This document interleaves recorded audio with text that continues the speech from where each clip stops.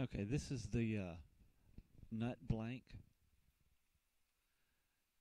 Now, it should be a little longer than you need, so I'm just going to line one side up and mark the other where it needs to be cut off.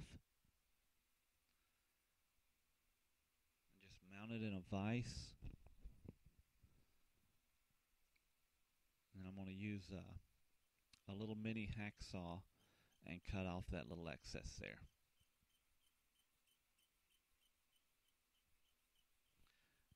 It doesn't have to be perfect, just leave a little excess so that we can file it down to size.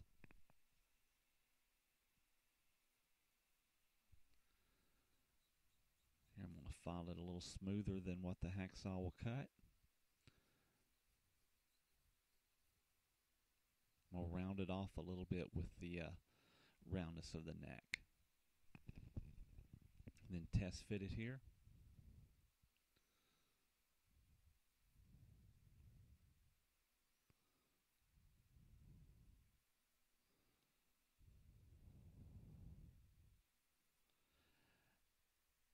And now I'm going to take this is a carpenter's pencil. It's a little thicker than normal. And I'm going to put it in the vise. And we're going to shave it sort of halfway through.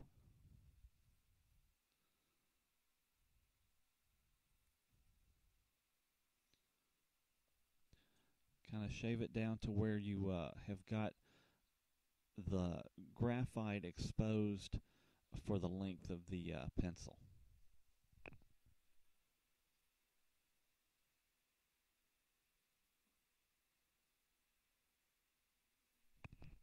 And you can see here how we've cut it off.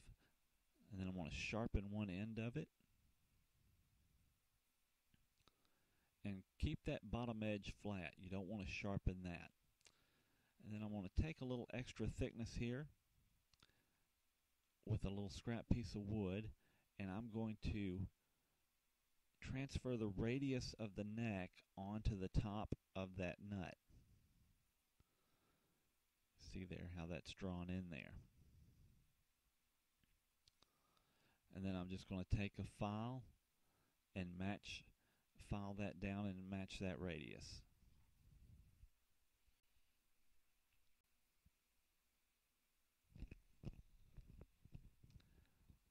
Okay, now to glue it on, I'm just going to mix a 2-part epoxy.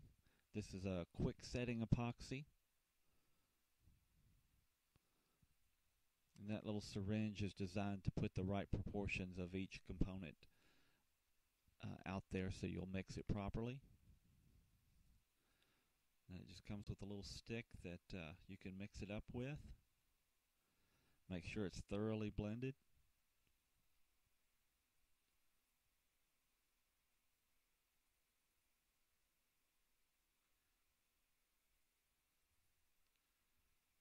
Then I want to take a little bit and put it to the bottom of the nut and a little on the side next to the fretboard.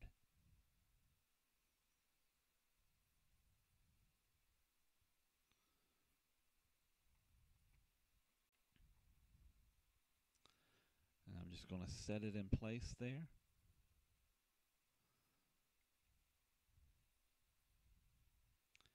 And then I want to put a little cloth on the back just to protect the back of the headstock. And I'm just going to use a spring clamp to hold it here a few minutes while that epoxy sets.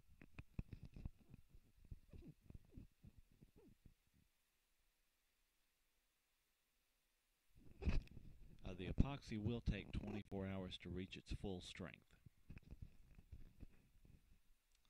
Okay, now I'm just going to put some tape over the headstock here to protect that area while we work.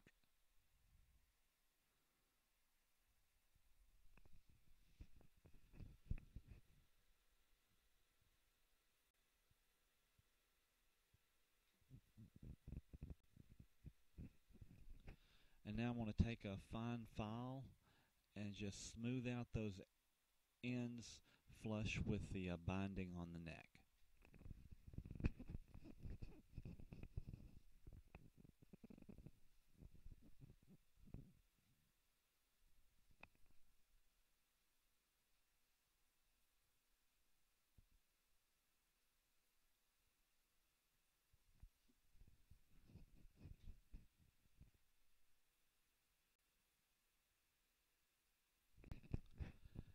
I'm just going to kind of finish up some of the top, round that off just a touch more.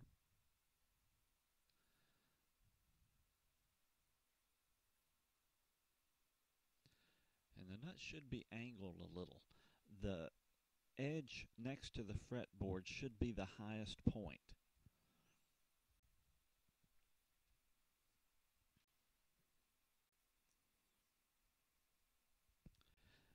And now if you refer to the string layout, you'll have your measurements here.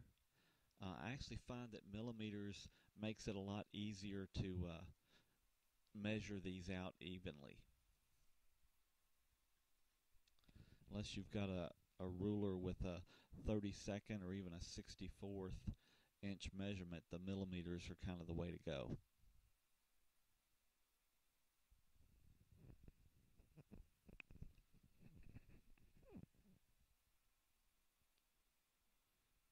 Okay, we've got the same space on each side and then equal spaces in the middle. Now this is a feeler gauge. You can usually find this at an automotive parts retailer. Now I'm going to again take our pencil and I'm going to use a little piece of tape there to protect the frets. And I've got a little bit of a feeler gauge there, kind of the amount that you want your string action to be.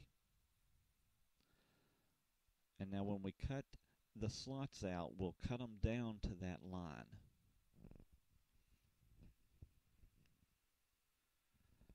Now I'm going to go ahead and select the strings you're going to put on there, and I'm going to take a feeler gauge that's the same size as each string. And I want to take a file for that particular gauge and just rough it up and give it a tooth.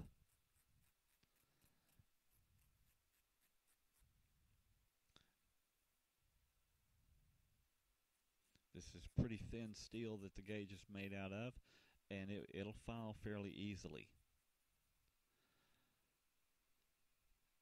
And then I'm going to take that and kind of use it as a saw to cut that slot.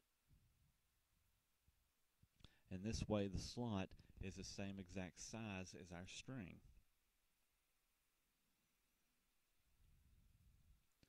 And as you're cutting these slots, be sure and give it a little downward angle, similar to the angle of the headstock. Again, you want that edge next to the fretboard to be the highest point, and you want it to slope back toward the headstock. That way the string sort of stops the vibration at the right spot.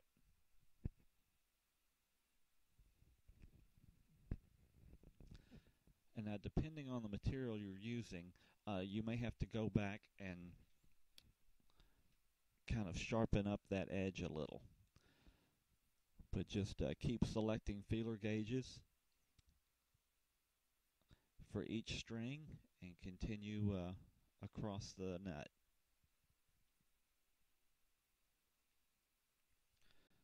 Again, work the depth down till you get to that pencil mark.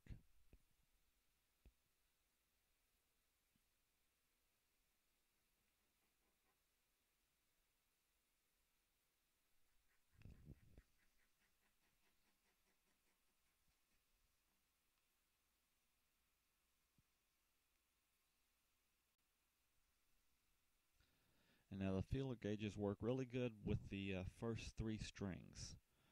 I should say starting with the high E string.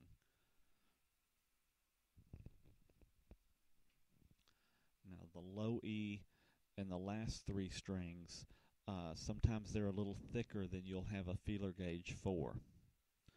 So I'm actually going to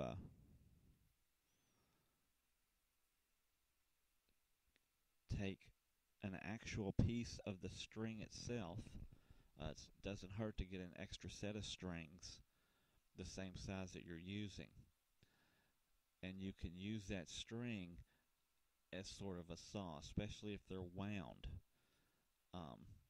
and use that to saw out your slot.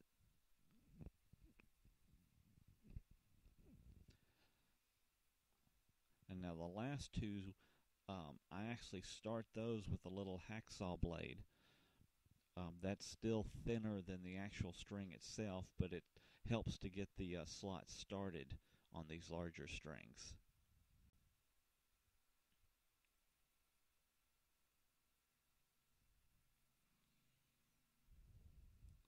And once I've got it started, I'll take an actual piece of that string and finish that slot to the exact size of the string.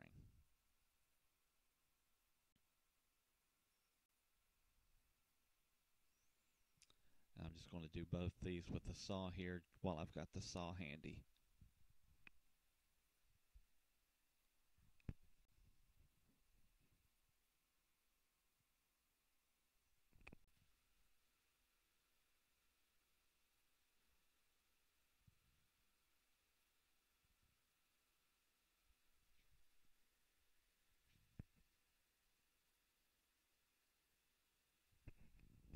Here again, I'm taking the actual string to finish up these slots.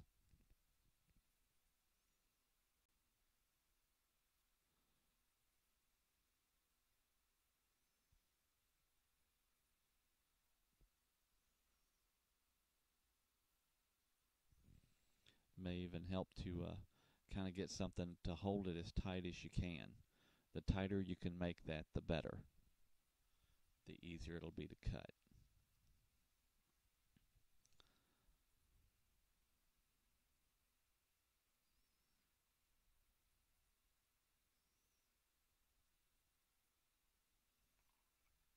I guess I should mention, you can buy files that are made to this exact size, the size that you need.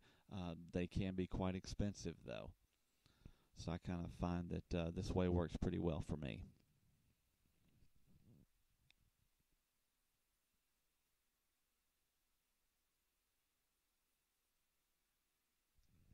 Okay, and once you've got your slots cut, you can go ahead and finish the nut. Kind of file it to whatever shape you want. Some people prefer that the back side of the nut be sort of rounded off. That final shape of it is kind of up to you. The important part again is that leading edge next to the fretboard.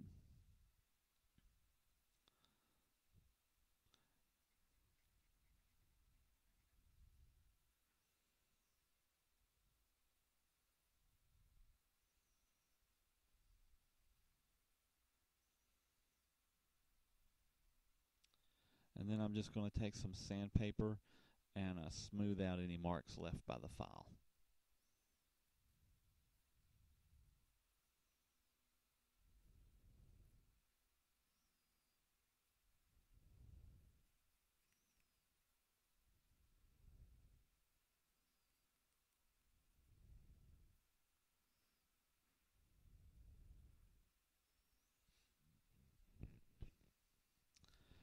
Okay, now that the nut's done, we can go ahead and install the truss rod cover. And you just kind of want to center that there.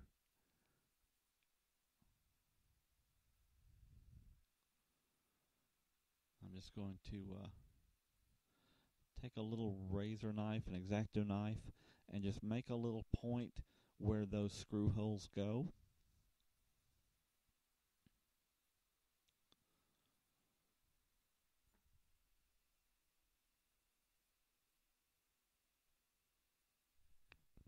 And then these screws are pretty small. I actually like to take a little pair of pliers or needle nose pliers or wire cutters and hold that screw while I get it started.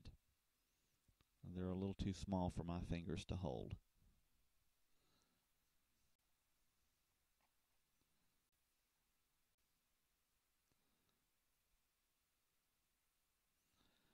And once it's started, you can just go ahead and finish them up. Just be careful here. You may even want to put some tape around there in case the screwdriver slips. You don't want to scratch the headstock. But just take your time and be patient with it.